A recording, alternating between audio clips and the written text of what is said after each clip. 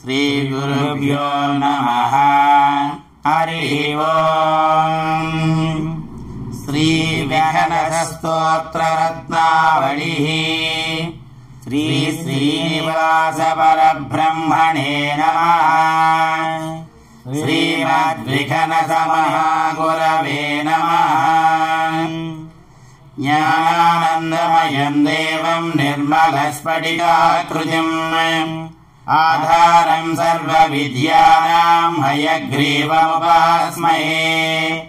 अतः परं प्रवक्ष्यामि आचार्यस्य महात्मनः वैखानसस्य देवर्षे स्तोत्रपाठमिदं परम्।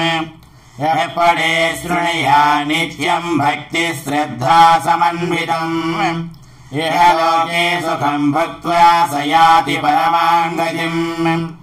ॐ देवराजदया पात्रं धीभक्त्यादिगुणार्णवम् भृग्वादिमुनिर्मान्यं वन्दे श्रीविखनोमुनिम्।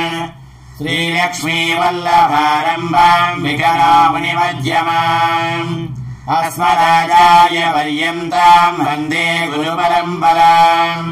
वन्दे विखनसं साक्षात् धातृमूर्तिमृषिं परम् भृग्वादिमुनिसष्टारं सूत्ररत्नप्रवर्तकम्।